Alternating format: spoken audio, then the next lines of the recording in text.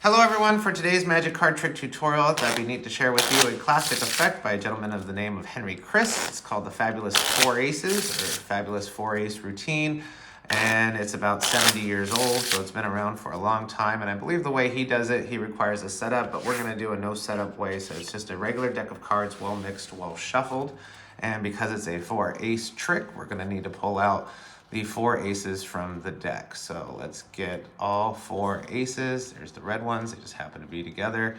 And here's the black ones. And we'll pull them out and we'll just set them up so that they're in our favorite order: spades, hearts, clubs, and diamonds. So four aces, and now we're gonna need four piles of cards. Okay, there's the first pile of cards.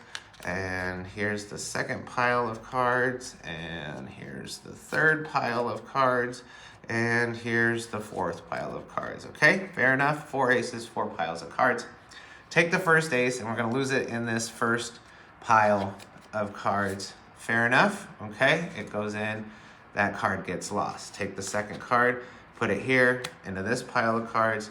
Take the third ace, now the ace of hearts, place them in this pile of cards, but then you want to lose the ace somewhere in the middle of the whole pile of cards. And then the last one, the ace of spades, just goes there, and you can pull it in and just put it right in that pile. Four aces, four different places in the deck. If you give the deck a magic flick, hopefully the cards will actually tell you where the first ace is. And let's see, if we go through, oh yeah, it looks like there's one card here. It's not an ace, so I must have messed up, or that must mean that the first ace is actually 7 cards from this card. So let's count down 7. There's 1, there's 2, there's 3, there's 4, there's 5, there's 6, there's 7. There's our first ace, okay, the ace of diamonds. Now the second time we do this, if we wind the cards correctly, hopefully the second ace will actually be face up in the deck of cards, and that's our second ace here, the ace of clubs. Now to find the third ace, we actually just have to spell out what ace we're looking for, and in this case we'll look for the ace of hearts. So I'll just spell out ACEOFHEARTS,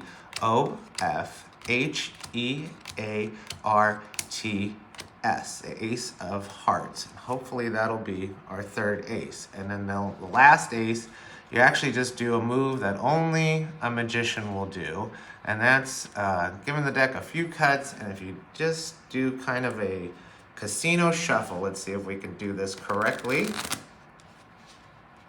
And you won't see this at a casino, but you'll see this on a couple of magic videos. So we'll do that, do this, and then if I just do this, there we go. The last card should be the ace of spades. And that's Henry Criss' Fabulous Four Aces. Now before I show you how to do it, please as always like and subscribe to this channel and this video. I really appreciate it. If you're looking to support this channel through the YouTube channel membership, you can do that all in the links below. And I'd like to say thank you very much to all my current channel members. I really appreciate you guys. Thank you very much for supporting this channel. Also, visit thebestmagicshop.com for some awesome magic tricks and gimmicks. You can also sign up for a newsletter to be notified of new tricks, discounts, and more. All at thebestmagicshop.com. All right, Henry Criss, Fabulous Four Aces, but with no setup. So, originally in the four ace trick, you want to get any 7 spot, reverse it on the bottom of your cards, and then you have your four aces. So, there's a couple ways to reverse the 7. You can have it reversed by starting out the trick, so the audience doesn't know.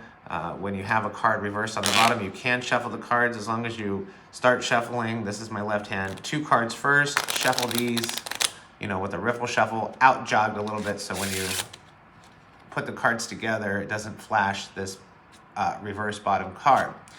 I didn't do it that way, so I'm going to show you the no setup way, which is you have your regular deck of cards and have your aces spread out through the deck of cards, also making sure that your 7s are spread out through the deck of cards. Okay, so it's kind of a potluck kind of effect.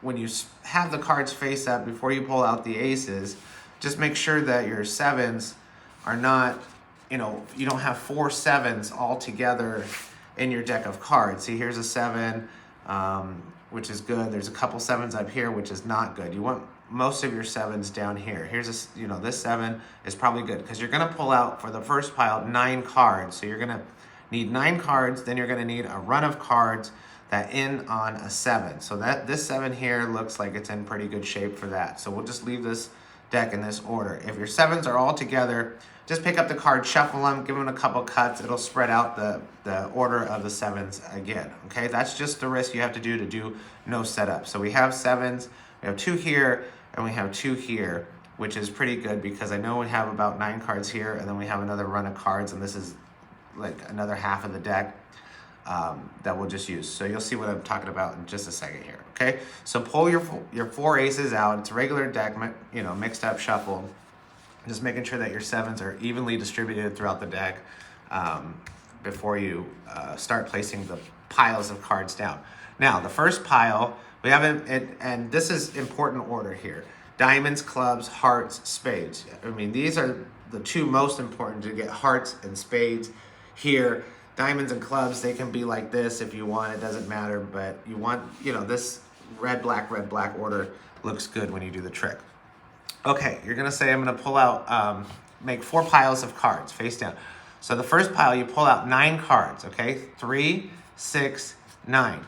Turn these over and just place 9 cards down here. So this is just 9 cards.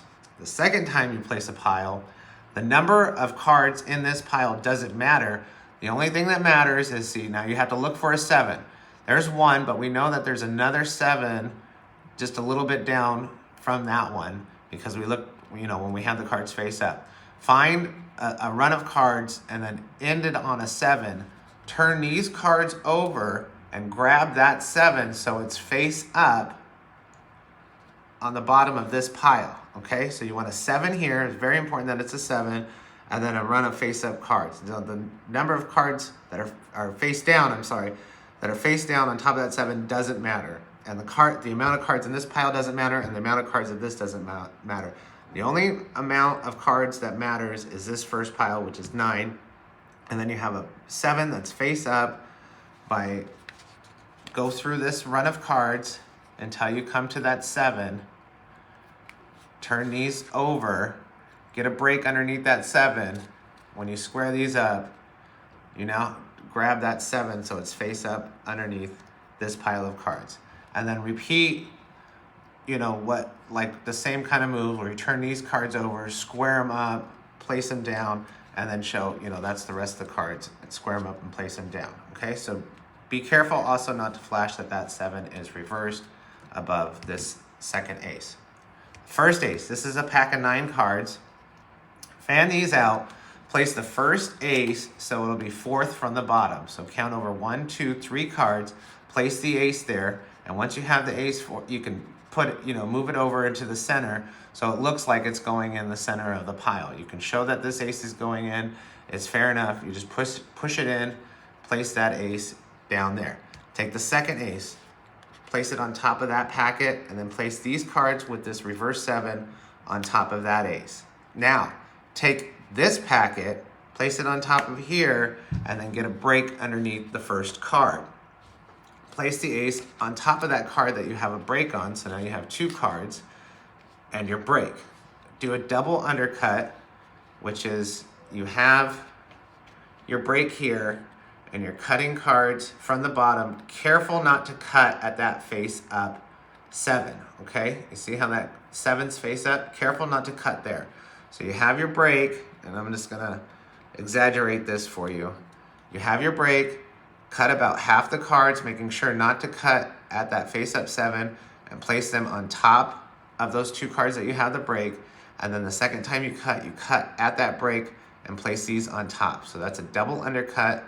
Once you've done that, square the cards up, and you should be in this position where you have just any card. In this case, it's a 10, but it can be any card. And then you have your ace of hearts, okay? So if you fan these cards out and you've done it correctly, you should have this face up 7, run of cards, and then these 2 cards on the bottom are the ace of hearts and the 10 of hearts. Now, the last one, ace of spades, you just place it on top of this pack, take this entire pack, place it on top there, and then just push that card in. your trick is now set to find the 4 aces. The first one, you say, I'm gonna, wind up the deck, or just give them a magic flick to help me find the card. Hopefully the aces will tell me how to find the card.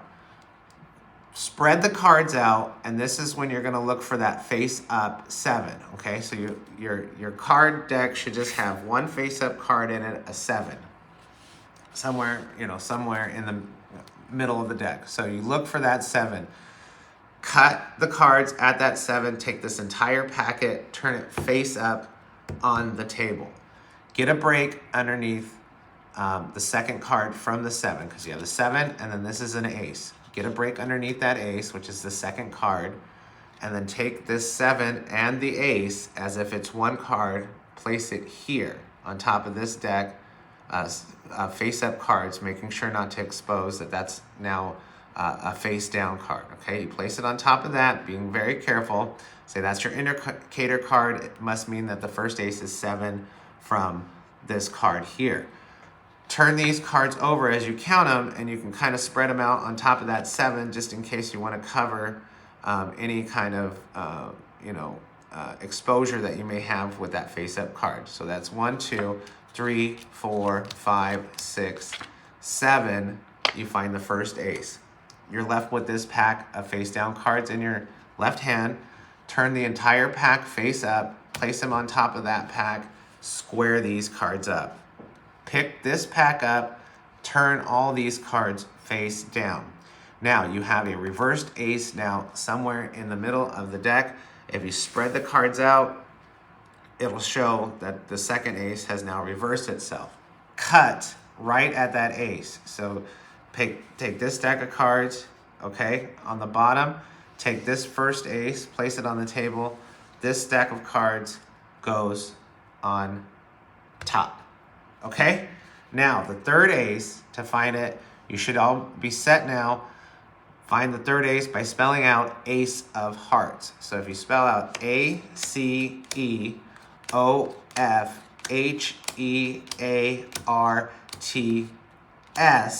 this should be the ace of hearts. When you're doing that, push over 2 cards, because this will be your last ace, the ace of spades, and get a break underneath these top 2 cards.